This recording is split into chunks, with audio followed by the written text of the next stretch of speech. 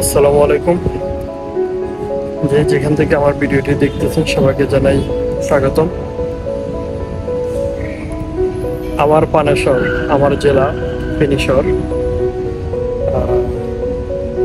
বিগত কয়েক বছর পরে, 40 থেকে 50 বছর পরে এই প্রথম বন্যা, যেটা মানুষদেরকে সর্বনাশ করে দিচ্ছে।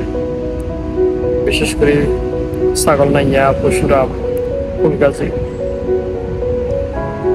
আমার অনেক বন্ধু বান্ধব আছে, তাদের সাথে আমি যোগাযোগ করতে পারি নাই। অনেকের সাথে কথা হয়েছে। অনেকে মানে বলতেও খারাপ লাগতেছে যে এমন একটা পরিবেশ, এমন একটা পরিস্থিতির মধ্যে ওরা আছে, বিপদের আশঙ্কাজনক। যেটা হচ্ছে যে এক কাপড় মানে যে যেভাবে ছিল এইভাবে ঘর থেকে বেরোছে। এই অনেক ফেসবুকে অনেক দেখতেছি অনেকের যে গর্ভবতী মায়েরা, ছোট ছোট বাচ্চারা, কি বলবো, এত বেশি খারাপ লাগতেছে দেশের বাইরে বসে যখন দেশের এই অবস্থা দেখি। বিশেষ করে যে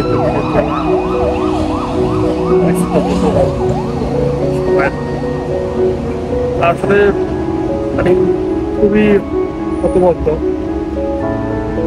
এই ইন্ডিয়া মানে এত নিকৃষ্ট একটা দেশ, এত ঘৃণার একটা দেশ, বিরোধী সরকারের বন্ধুর দেশ, আমাদের স্বামী স্ত্রীর দেশ। আমাদেরকে শ্বশুর বাড়ির যে মূল্যায়ন করা হয়, আমরা যে বাংলাদেশ ইন্ডিয়ার যে শ্বশুর বাড়ি, এই ফানি দিয়ে তা মূল্যায়ন করা হয় আমাদেরকে। এই মুহূর্তে আল্লাহ সহায় হন ছাড়া রক্ষা করার কোনো সুযোগ নাই। বাকিটা আল্লাহ দিচ্ছে।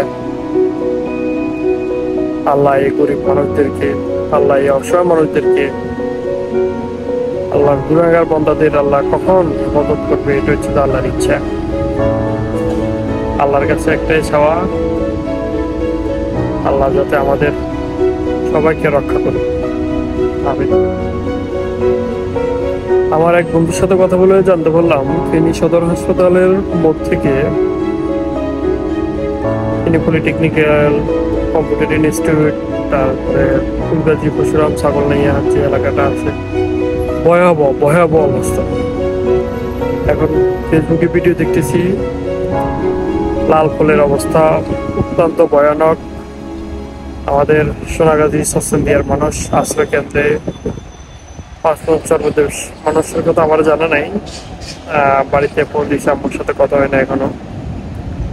আর আমার ওয়াইফ ফেনীতে থাকে, আমার শ্বশুর শাশুড়ি সবাই অলরেডি এদের বাসার পানি, তো এরা অন্যের বাসায় গিয়ে আশ্রয় নিয়েছে। আল্লাহ মদতকারী, আল্লাহ সবার মদত করুক, এটাই আমার কামনা। যে যেখান থেকে পারেন সহযোগিতা করুন, যে যেভাবে পারেন সহযোগিতা করুন।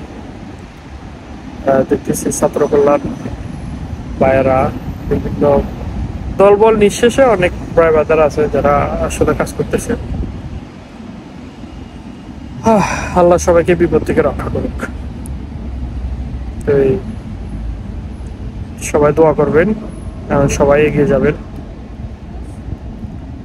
যাতে আমার পানেশ্বর, আমার প্রিয়শ্বর, আমার জন্মস্থান, আল্লাহ সবকিছু যাতে ভালো রাখে। আসসালামু আলাইকুম।